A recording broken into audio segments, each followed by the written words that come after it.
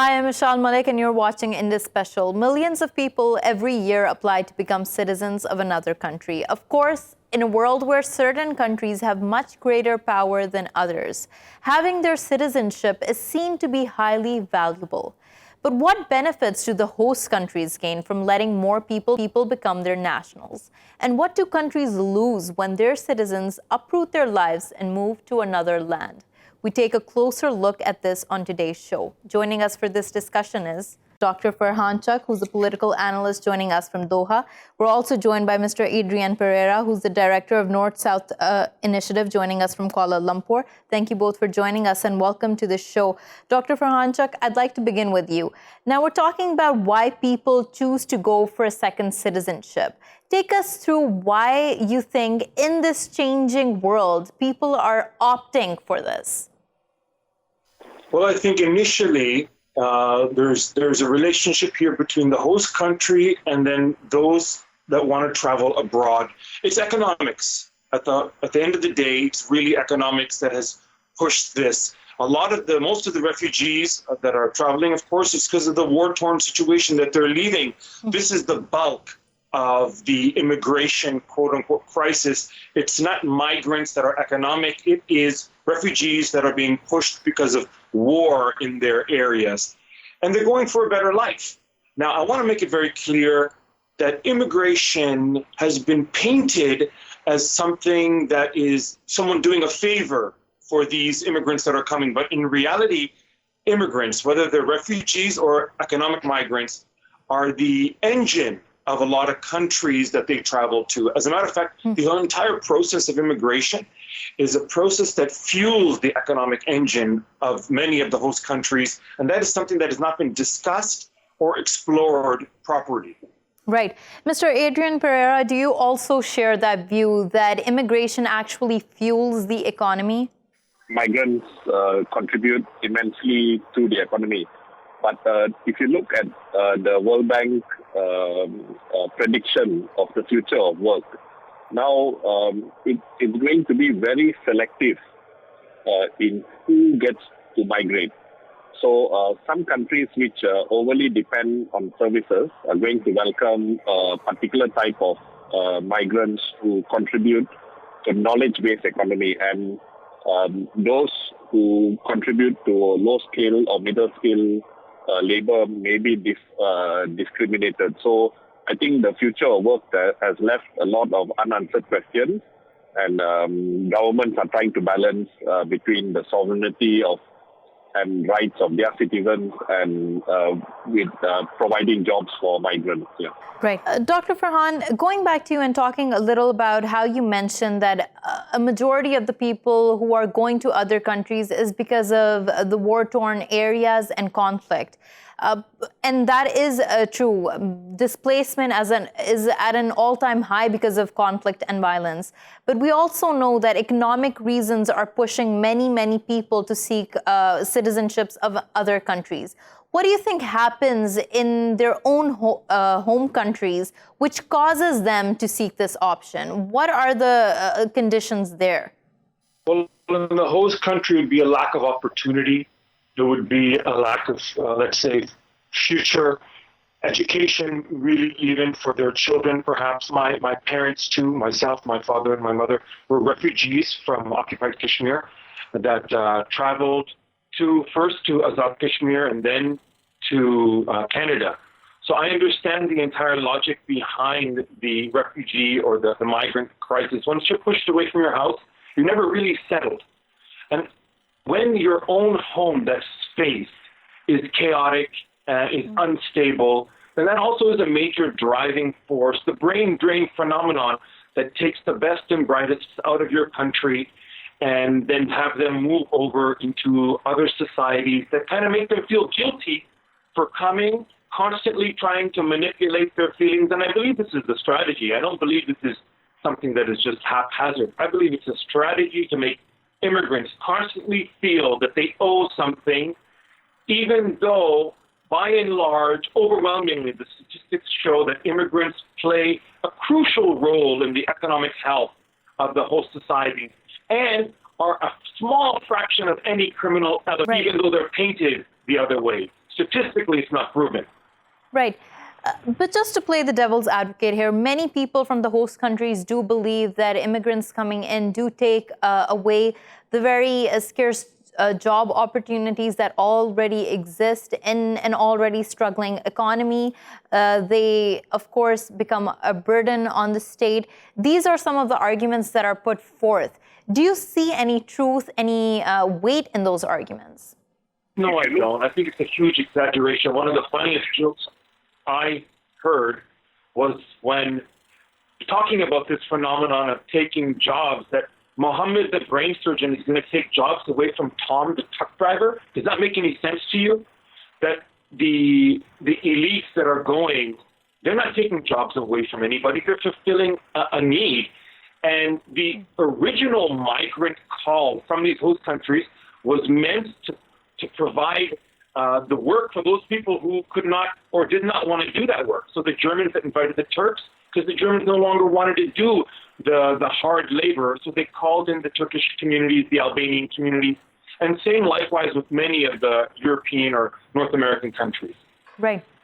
Mr. Adrian Pereira, let's talk about narratives that are built regarding immigration. A lot of host countries build the narrative that they brought in people, that they accepted immigrants, and they glamorize this version. But as Dr. Farhan Chak is pointing out here, these immigrants actually contribute to the economy. They actually bring skills to the economy. Do you think that there needs to be a change in that narrative in order for immigrants to actually be more accepted and assimilated within the society?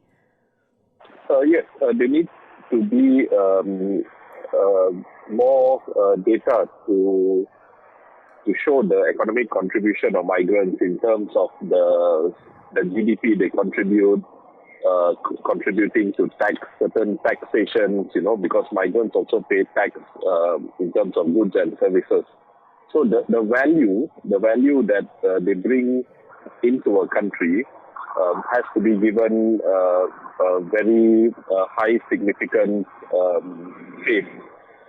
Otherwise, the right-wing politicians will keep using old, outdated narratives to demonize them. And one example has been stealing the jobs. Now, globally, because we haven't really defined a universal living wage, so the right-wing politicians usually use this argument to demonize migrants. Yeah, but of course, you can't blame migrants. Migrants don't sign your paycheck, and they are not the ones who reduce the living wage or the minimum wage. Right. On that point, thank you for joining us and talking to us, Mr. Adrian Pereira. Dr. Farhan Chak, now talking a little about citizenship and what is associated with it. The passport is seen to be a major benefit when people try to get a second citizenship, especially to a country that is more developed. And we do know that lists come out every year of the most powerful passports in the world. What benefits do those bring? Absolutely true that your passport does bring with it considerable benefits, not just for employment and work, but where you can travel and what countries you can see. It has a lot to do with access. But keep in mind that purchasing passports, quote unquote, in the sense of being an economic migrant and having the financial means to invest in that country and purchase that citizenship, which a lot of countries are doing now, that does not give you access. Mm-hmm. That does not even give you influence. So you might be able to access some of the benefits of that host society, but you're not involved in the politics. You're not involved in your neighborhood communities. You're not involved in the elementary parent-teaching association. So you're not really functioning as a fully fledged member of society. So yes, on one hand, it can lead to some benefits, absolutely. But on others, you're there, but you're not really there. I did want to mention one thing, though, I think is very important, that surrounds the issue of migrants and refugees, that most of the refugees in the world happen to be in the Middle East. They happen to be in the Muslim world. As a matter of fact, two of the largest countries that have host populations are Pakistan and Turkey. And we don't find the same kind of discussions. Right. About, wow, look how generous they are. So Canadians took in 60,000. Not even that much. And every single newspaper had a piece on it. But what about the 3 million in Turkey and the millions, more than 3 million actually, also in Pakistan? So you see, there's also a bias in the way the narrative is framed, the discourse carries forward. We need to challenge also these constructs, right, that are also affecting our own people. Right. On that point, I'd also like to introduce another guest who's joined us, Dr. Rashwan Ray, who's a sociologist joining us from Washington, D.C. Thank you so much, Dr. Ray, for joining us. Now, in a lot of the conversation of citizenship and nationality, there is this concept of us versus them, and that does feed into who is accepted within society and who isn't. How do you think that is feeding into the narratives that exist today? How do you think those are changing and challenging people in society today? Yes, well, thank you for having me on the show. I mean, the us versus them dichotomy that exists, I mean, it's really about social identity theory. And it really comes back to the point that the us versus leads to in-group and out-group preferences. And based on these particular preferences, it leads to people privileging certain people and then downplaying and disadvantaging other people. And oftentimes this falls along the lines of how we think about citizens versus immigrants and individuals who are not considered citizens. We see this in the United States. We see this around the world in other countries in the Middle East, in Europe, and other parts of Asia. And part of what it boils down to is the fact that individuals who are given some sort of credentials, some sort of paperwork that says that they are worthy of all of the citizenships of being part of one country, oftentimes leads to individuals who are not part of that being marginalized and discriminated against. And it goes even beyond just having that particular paperwork. A citizen of a particular country is also about what people look like or what people perceive you to be. So in the United States, oftentimes this has to do with what it means to be Caucasian, what it means to be Anglo-American compared to being an outsider and an other. Right. And we're talking about being a citizen, meaning that you fit a certain image of being a citizen and belonging to that nation. Now, do you think that those images that existed perhaps, let's say, a couple of decades ago have changed in the coming years? Or do you think that with the tide of right-wing nationalists, that's coming back into play with full force? Yes, that's a good question. So, I mean, have we seen changes over time in perceptions of migrants and immigrants? Well, it's a couple of aspects going on. First, it depends on which type of immigrants we're talking about. So in the United States, for example, if we're talking about European immigrants, that's drastically different from immigrants coming from the Middle East, coming from Asia, coming from Africa. There are very different perceptions of those two things. The other part is I've actually done some research and some analysis over time of the way that the media might portray migrants and immigrants. And part of what we've seen is that over time, whether or not you're talking about people from China or Japan or from Iran or Pakistan or Mexico or Cuba, we've seen a similar sort of framing as individuals being negative, as migrants and immigrants coming in to take away jobs, to take away power, to take away the culture of the ethos of a particular country. And that's oftentimes not the case at all. And really what it boils down to from an individual standpoint is whether or not people are nationalistic versus patriotic. And what I mean by the difference between those two, if a person is patriotic, they oftentimes have love for their country. A person who's nationalistic also has love for their country.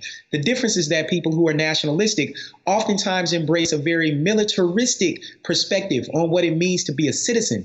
Thus, in that regard, they aim to exclude individuals who they don't consider to be a citizen, whereas people who are more patriotic have love for their country and oftentimes embrace diversity. Right. So the differences between being patriotic and nationalistic play out around the world. Right. Dr. Farhan, back to you. Now, Dr. Ray talked to us about how nationalism is perceived, what it means to be nationalistic, what it means to be patriotic. Something I want to go back to is what you mentioned earlier in your conversation about when you move from a place to another place, there is brain drain on the economy. Now, of course, this is a very real problem in economic terms. It puts a lot of pressure on the economy. But how can a country retain the talent? How can a country retain the youth what needs to be done at a real policy level in order to ensure that people stay back in a country? Well, I think first and foremost, I agree with your guest from Washington on his characterization. And to prevent the best and brightest coming from Africa or the Middle East, then those individuals within that country, so for example in Pakistan, need to develop initiatives to call them back, need to create that space in which they would be able to be welcomed, that their talents would be able to utilize, and believe it or not, probably more better utilized than even in the countries that they're traveling to. What you found within America and in Canada and in the UK is doctors driving cabs, doctors delivering pizza. So you have such a high level of expertise in a skill set that really was the best coming out of a lot of these less developed countries doing the most menial of works within the host country. I can give the example of my father when he first went there in the late 60s. His education wasn't accepted. He had a master's from Etchison College. So what needs to happen is that leadership, political leadership within, for example, Pakistan, need to be able to create the social conditions, the economic conditions that would make it feasible, not necessarily on the same level, but make it feasible for those people to be called back and contribute to society. That, I believe, is happening right now in a variety of ways, but it has to continue to happen. Right. I also wanted to briefly mention one small point that has not been talked about, which is the economic factor of traveling that benefits the host country, even through the application process. So I'm not sure how familiar people are, but to apply for citizenship, for instance, for Canada, just the application process, just to file it, is close to about $3,000 Canadian. And then the entire process without any, guarantee is close to about $5,000. So imagine how many applications they're getting a month. Right. So, of course, it is a very expensive process. It requires not just money, but also a great amount of time to be invested in. On that point, I'd also like to introduce Professor Samina Yasmeen, who's a sociologist, joining us from Lahore. Thank you so much for joining us, Professor Yasmeen. Now, while we're talking about what are the reasons for why people would want second citizenship, I'd like your insight into what are some of the social factors, especially for the youth, which would want for them to move away from home, especially uproot their lives and start a new beginning somewhere else, away from their families. Now, you interact with students all day long. What are some of their stories? Is that there's a general narrative that's been built, not just simply in Pakistan, but also in India, Bangladesh, and other developing states, that suggests that if you go to a Western developed country, somehow life would be much better. So in Pakistan, I think it starts with the education system. And constantly we encourage young people to think of their life in Pakistan as being transitory. And I think that becomes more prominent and pronounced for youth that actually go into schools that connect them to Western educational systems. And often they go and study overseas, and so somehow they feel that the life overseas is freer, easier, more developed, and that they are, in some ways, and which is quite sad, somehow they're above other Pakistanis and they want to stay overseas. Right, and that's a point that you're mentioning here. That's a point that I do want to get to. It seems like a second citizenship is also somehow psychologically linked to an upgrade in status. Is that so? Yeah, I mean, if we look at it globally, in some cases, a second citizenship is really sought because people don't have a citizenship, or they'd be stateless.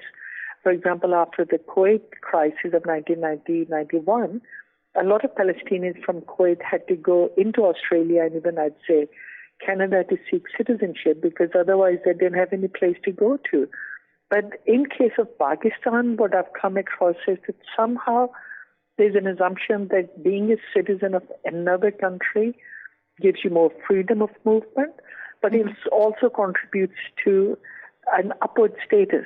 And I think because we are so status conscious, and that's what the society is built on, this notion of hierarchy, everyone who wants to go upward, sort of mobility-wise, they think that it's important for them to have another citizenship. And I would say there are different levels of what we mean by overseas. Those who can afford a lot, they'd go for America, Canada, Australia, Europe. Others would want to go into countries like Malaysia and Singapore because they think that's good enough. But I think it's a sad state that we do not encourage our youth to understand that if they work hard within Pakistan, they'll make a lot more of their lives, maybe not monetarily in the same way as they might do overseas, but they'll make a lot more of their lives as individuals and contribute to Pakistan. Right, but with that, Professor Samina, Yasmeen, as we've been discussing, it seems like with that, also countries need to realize that there needs to be a systematic change within the countries in order to let the youth flourish, in order to foster economic opportunities and for them to progress. On that point, thank you so much for joining us, Professor Samina, Yasmeen, and Dr. Farhan Chak. We're going to take a short break. When we return, we're going to take a look at how life is for naturalized citizens living in European and Western parts of the world. Stay with us.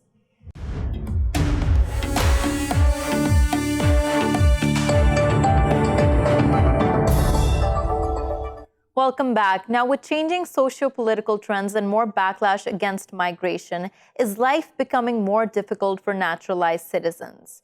And how much of an issue does discrimination become when we talk about social integration? We take a closer look at this story. Joining us for this discussion is Professor Thom Brooks, Professor of Law in Government and the Dean of Durham University's Law School. He's joining us from Durham, UK. We're also joined by Dr. Rashwan Ray, sociologist from Washington, D.C. Thank you both for joining us and welcome to this show. Professor Brooks, now let me begin with you. What I want to start this discussion with is assimilation. And when we're talking about naturalized citizens and them trying to assimilate within the society, what are some of the barriers that prevent them from doing so, formal and informal? There are all kinds of barriers for immigrants in this regard. I mean, most countries in the world will have effectively, we'll see integration as a one street, whereby anyone who wants to be a new citizen must, through their own effort, find out what the rules are, find out what the norms are, find out what the regulations are, and sort themselves out in terms of language or any cultural understandings, and so on and so forth, with little to no assistance from the state in doing so. And it's really a remarkably bad plan because on the one hand, you have citizens of most places, not just the UK, but many others outside of Europe as well, that have high expectations about immigrants integrating, assimilating, as you say, into their society. Well, at the same time, there'll be many barriers to people being able to learn the language, get onto a language course. I found there's a postcode lottery in the UK for learning English. Some areas of the country you could get on in a few days. Others, it could take a year or more to get onto a language program. So, if societies really want immigrants to integrate, naturalized citizens to really be one of them, then a key thing must be to support people who want to go down that road. Right, and that's what I'm going to pick up on, be one of them. What does it mean to be one of them? Now, is there one prototype? Is there one thing that people should aspire towards? I mean, we talk about societies becoming more and more individualized. And Professor Thom Brooks, you also talked about how these citizens, these naturalized citizens are expected to assimilate by aspiring towards, adopting certain norms of society. What are those norms? Do citizens of those host countries try to follow them themselves? Are there double standards? Dr. Ray, what do you think? What are your thoughts on that? Yes, well, unfortunately, there are double standards between individuals who were born in a country and individuals who were not born in a country. Mm-hmm. And honestly, even when individuals are born in a country, we still see marginalization and discrimination. So, for example, Mexican individuals who are born in the United States whose parents are from Mexico in the United States, individuals who are from South America. When you go to other parts of the world, individuals whose parents are from the Middle East or from other parts of Asia who are living in Europe, we see the marginalization that happens. And part of what this means is that individuals are going to be stopped more. They're going to be questioned more. Their authenticity is going to be questioned more by citizens, as well as law enforcement, as well as other authority figures. They're going to be asked to show their credentials more. They're going to be asked to show their identification more. And what this essentially leads to is a pathway that suggests that individuals are not worthy of the same type of rights and laws, despite the fact that they're paying taxes, that they're going to work, that they're doing all of the things that individuals say that they should do. And even when they learn the language or they already know the language, we still see the ways that skin tone and perceptions of ethnicity play in identifying someone as a citizen of a country or not. Right. And Professor Brooks, talking about the rights of these citizens, that's also an integral aspect of them. When they're made to feel like they're not as equal as born citizens there, are they made aware of what their rights are? And are their rights in many of these developed countries always as equal as born citizens? With everything that's just been said, it's true in the United States as is in the UK and elsewhere.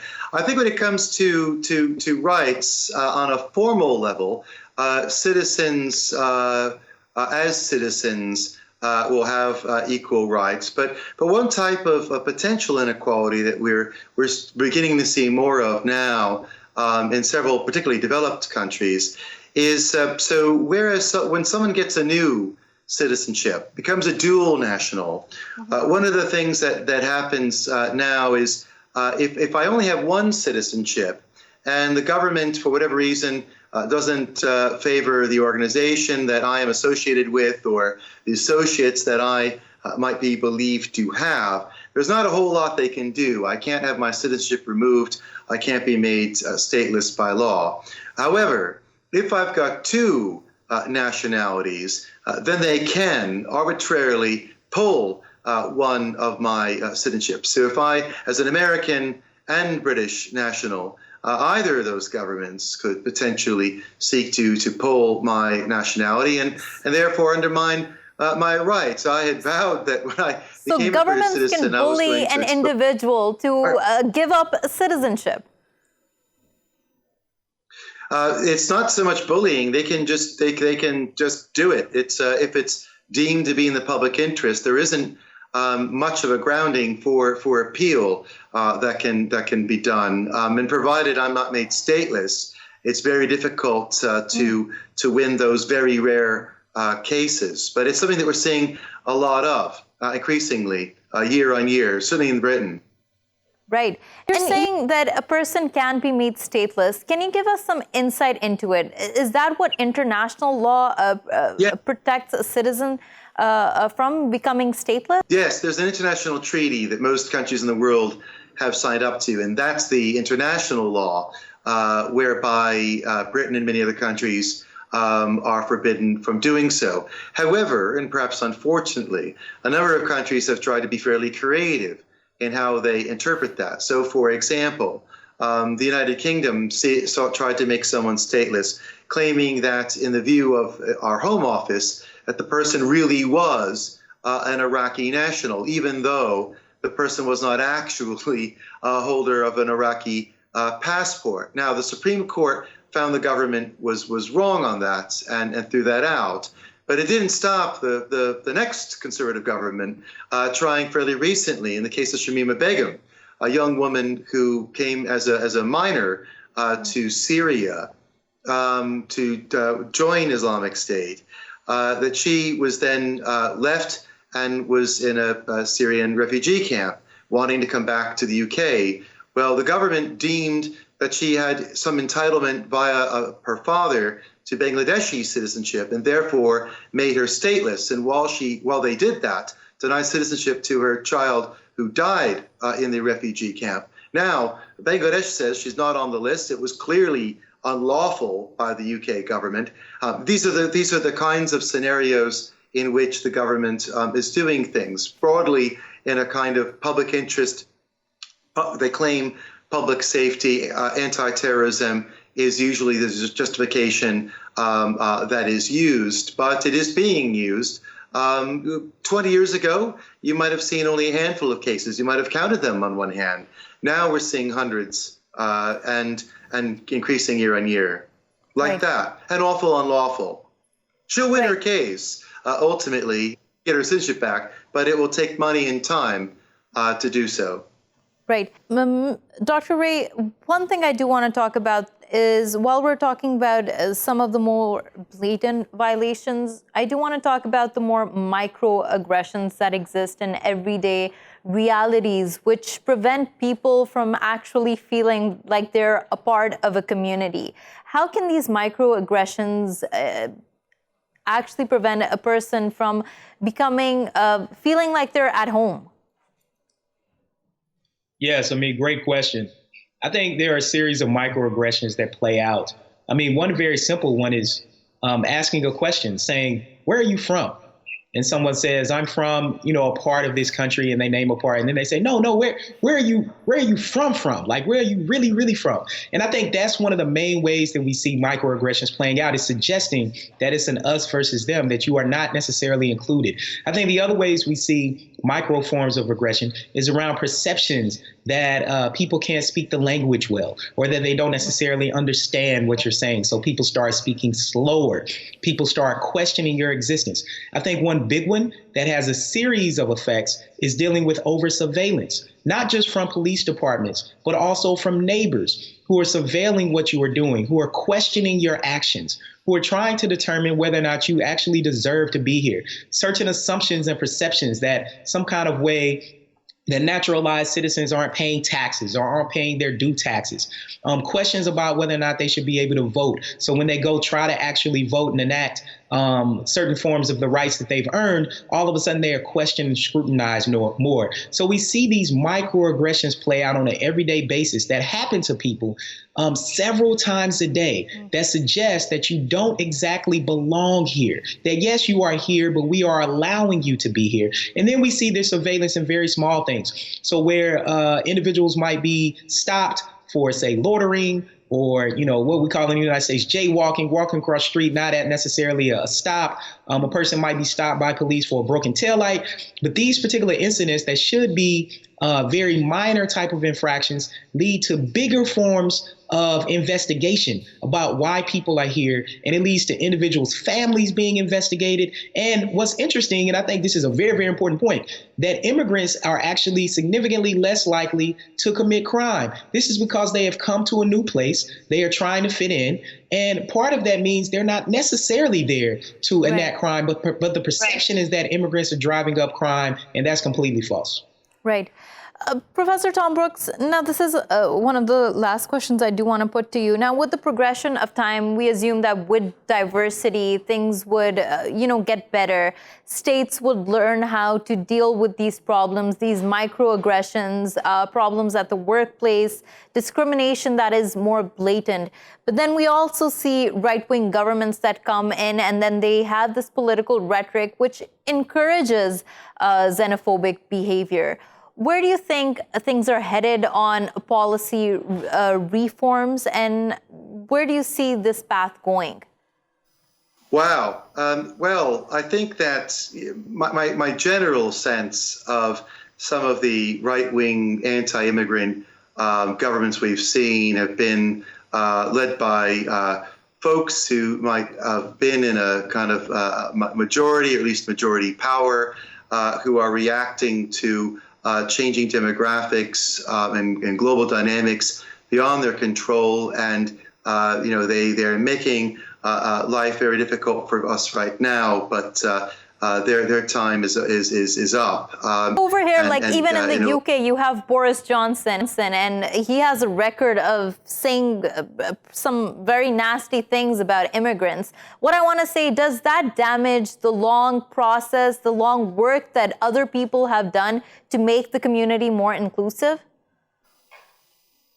Oh, absolutely right. I mean, the Prime Minister is absolutely awful with some of the things that he says and does. And there's a long record. I mean, in the case of the United Kingdom, and you mentioned naturalized citizenship. I mean, citizenship is something very, perhaps peculiarly British in a sense that, today you have people like the Prime Minister claiming that knowing English and having certain kind of ties to the land is somehow what makes people British. Well, that was never true.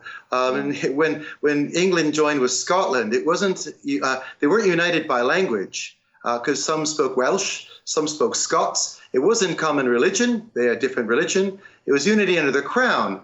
And one may not like the way the constitutional monarchy is developed, but that's been the unifying thing. And as you may know, I mean, the UK was part of an empire. Yes, then it's gone, and now Commonwealth, where after the World Wars, anyone who was a member of that Commonwealth, including those born and bred on the island that is the main island of the UK, all had the same passport.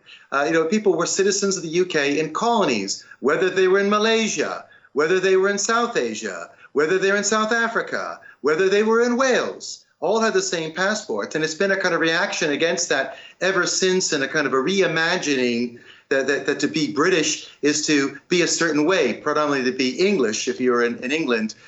Scotland has a different conception of this. And it's been a real problem. But you're right, there is a diversity now. I think it's easy to forget that there was a diversity then, often when some of these places started. And those who are trying to go to some kind of more purist or reactionary view are harping back to a time often that simply never was.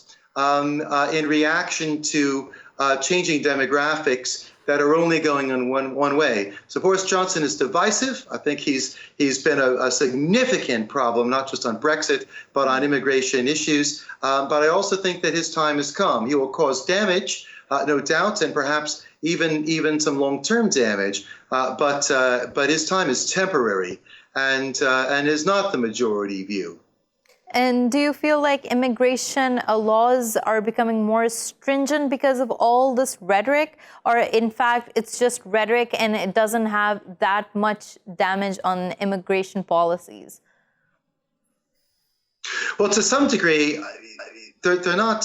I mean, they are certainly stringent. The real problem with the rules isn't the question of whether or not we should have more to be tough. The question is that they are currently incoherent and often contradictory, leading to changing so often, sometimes daily, these rules during the week, that Home Office officials have been hopeless at trying to enforce their own regulations. We see 60% of all appeals against the Home Office win, which is absolutely hard to fathom in any well-functioning system. And a lot of the rules that have been kind of more recently done in the very kind of infamous so-called hostile environment that the previous Prime Minister Theresa May brought in, which required showing you had proof to reside in the UK in order to rent from a private property or open up a bank account and so on. This is all sold to the public in order to smoke out people who are here unlawfully. But actually, these rules have not genuinely found one person in the country unlawfully. It hasn't led to a single deportation of unlawful residents. What it has done in a country that simply has had this evolving view of what it means to be British, that people were British who were born and bred in what is now Jamaica every bit as much as what is the northeast of England where I am now. There wasn't a difference in law in the 1940s or 50s or up to the 1960s. What it led to, this hostile environment, was actually deporting people who were British citizens and residents from the Windrush generation in what was a scandal that brought out condemnation from not just the left that you'd expect it from, but from the right. Right. And Professor, I do want Dr. Ray's point of view on this as well. What is happening in the U.S. in regards to this with President Trump's policies on immigration, which are very hostile and very aggressive? Dr. Ray, do you think that this political rhetoric, what impact has it had on society? Do you think at large it has brought people to respond to it in a more aggressive way? Do you think people agree with the policies at large and it's creating more hostilities within the nation? What are your observations? Yeah, so Trump's policies, immigration policies, have really created a lot of divisiveness in the United States.